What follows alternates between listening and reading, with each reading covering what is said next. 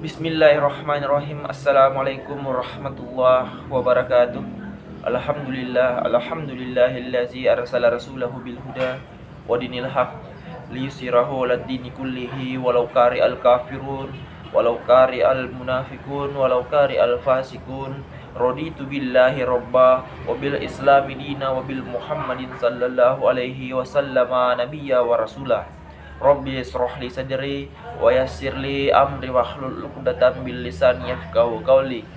Wa qala dan a'udzu billahi minasyaitonir rajim. Bismillahirrahmanirrahim. Wa is qala rabbuka lil malaikati inni ja'ilun fil ardi khalifah. Qalu ataj'alu may yufsidu fiha wa yasfiku dima wa nahnu nusabbihu bihamdika wa nuqaddisu lak. Qala inni a'lamu ma la ta'lamun. Allah Subhanahu wa taala berfirman kepada malaikat, sesungguhnya aku hendak menjadikan seorang khalifah di muka bumi.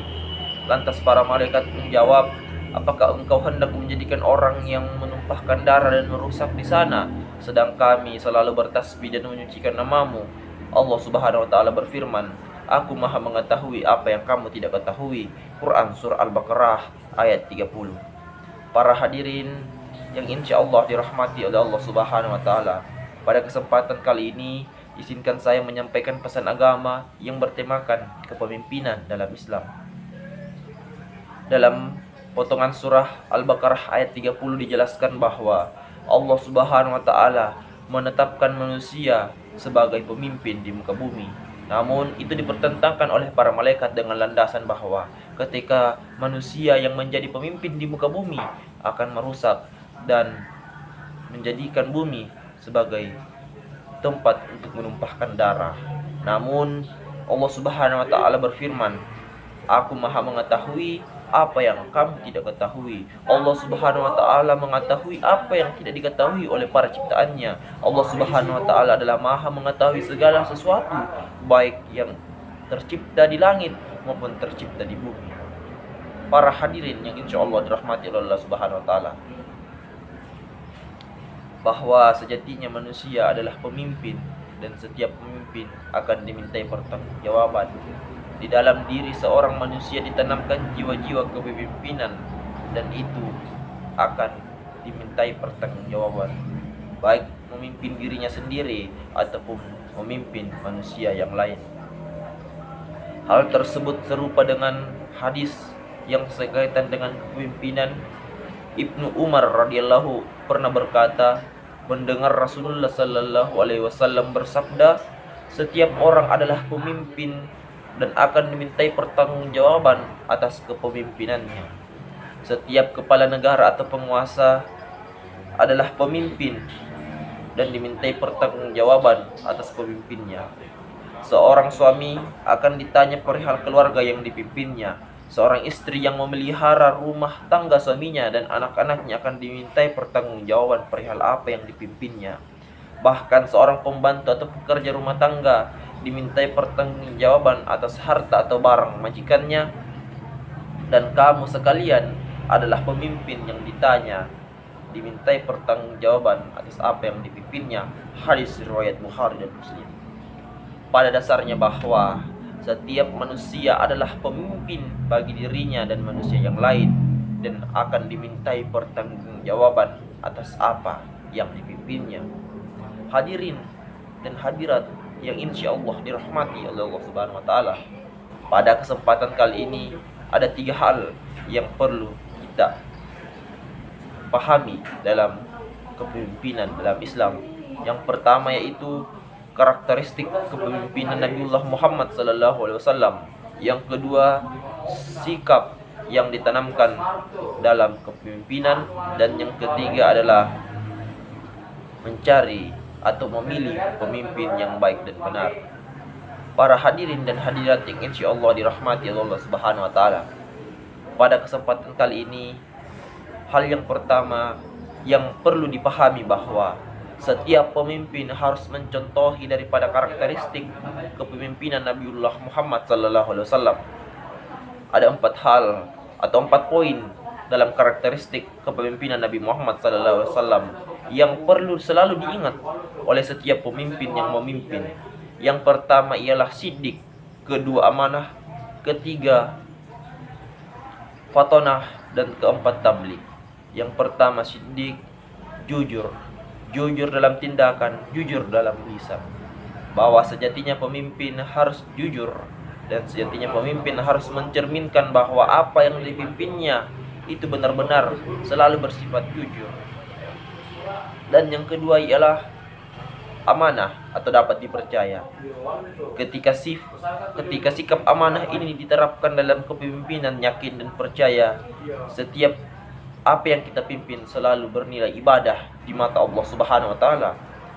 Amanah atau dapat dipercaya ialah ketika pemimpin itu menarik perhatian para apa yang dipimpinnya lewat sikap amanah atau dapat dipercaya, sehingga orang-orang yang dipimpin selalu meyakinkan bahwa pemimpin ini merupakan pemimpin yang benar-benar amanah.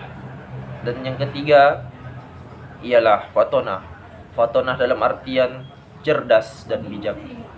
Bahwa setiap pemimpin tidak sekedar memiliki sikap jujur dan dapat dipercaya, namun dibarengi dengan sikap cerdas. Cerdas dalam artian bahwa selalu menempatkan dirinya sebagai pemimpin yang baik dan benar, selalu menempatkan posisinya, tidak memadupadankan dengan beberapa masalah-masalah pribadinya, tidak memadupadankan dengan masalah-masalah kelompok-kelompoknya, sehingga apa yang ditetapkan ataupun diputuskan itu bisa dipahami oleh para pengikutnya, oleh para apa yang dipimpinnya.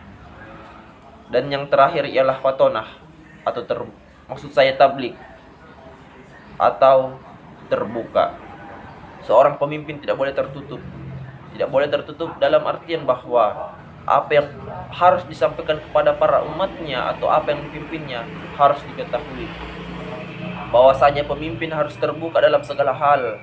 Ketika ada masalah disampaikan kepada para pengikutnya, hingga kelak apa yang dipimpinnya itu merasa dihargai, merasa dibutuhkan, sehingga ada kolaborasi antara pemimpin dan pengikut. Hadirin dan hadirat yang insyaallah dirahmati Allah Subhanahu wa taala. Yang kedua ialah sikap yang harus ditanamkan dalam kepemimpinan. Ada beberapa hal. Yang pertama ialah ikhtiar, yang kedua ialah istiqomah, yang ketiga ialah adil, dan yang keempat ialah tawakal.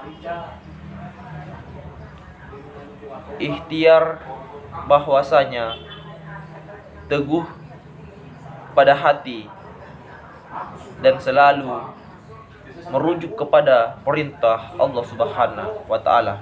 Umar bin Khattab pernah berkata dalam membahas kepemimpinan bahwa sejatinya seorang pemimpin ialah ia yang selalu teguh dalam prinsip dan tidak belok seperti jalannya rubah. Dan yang kedua istiqomah. Istiqomah ialah selalu mengedepankan kepentingan para pengikut-pengikut. Keempat ialah adil. Sejatinya pemimpin harus menanamkan sikap adil dalam kepemimpinannya.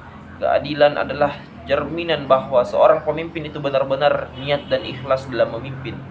Yang keempat ialah tawakal, selalu menyerahkan diri terhadap ketetapan Allah Subhanahu wa taala.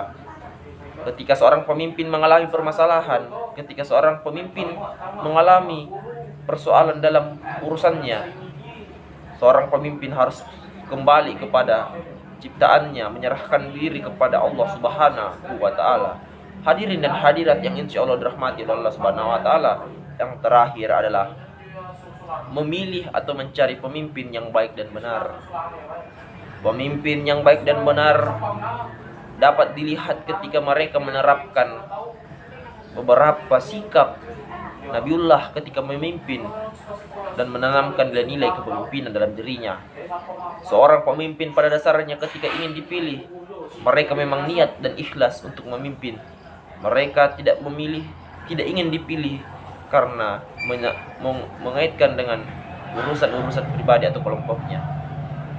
Selalu ikhlas dan tulus dalam memimpin. Dan ketika memimpin selalu adil dan selalu jujur. Jujur dan adil adalah merupakan sikap dasar yang harus dimiliki oleh pemimpin.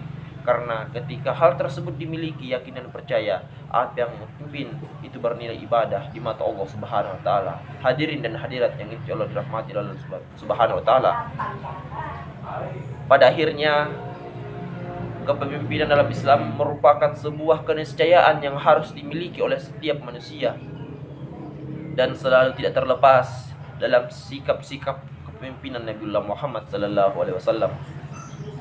Kita sebagai umat Nabiullah Muhammad sallallahu alaihi wasallam patut merasa bersyukur dan berbangga diri. Sudah ada percontohan hingga pada akhirnya kitalah sendiri yang menentukan apakah kita pantas menjadi seorang pemimpin yang mengikut daripada jiwa-jiwa kepemimpinan Nabiullah Muhammad sallallahu alaihi wasallam ataupun melenceng daripada sikap-sikap tersebut. Kembali lagi mengatakan bahwa seorang manusia sudah ditanamkan dalam dirinya jiwa-jiwa kepemimpinan. Tinggal bagaimana manusia tersebut mengasah dan mengelola jiwa-jiwa kepemimpinan itu sehingga diterapkan di masyarakat umum. Para hadirin dan hadirat yang insya Allah dirahmati oleh Allah Subhanahu wa Ta'ala, untuk kesempatan yang berbahagia ini saya menutup pesan agama ini dengan menyampaikan bahwa umat Islam harus memilih pemimpin yang jujur dan adil, pemimpin yang selalu berpedoman dan berpegang teguh terhadap ajaran nilai-nilai Islam, tidak mengaitkan dengan kepentingan-kepentingan pribadi ataupun kepentingan kelompok dan lain semacamnya. Hingga ketika hal tersebut terjadi, yakin dan percaya umat Islam yang ada di Negara Kesatuan Republik Indonesia ini dapat sejahtera, dapat hidup tentram hingga kita nantinya bertemu di hadapan Sang Pencipta. Amin amin ya rabbal alamin. Sekian dari ceramah ini, lebih dan kurangnya mohon dimaafkan dan pula disempurnakan. Wallahul muwaffiq ila aqwamit thariq. Wassalamualaikum warahmatullahi wabarakatuh.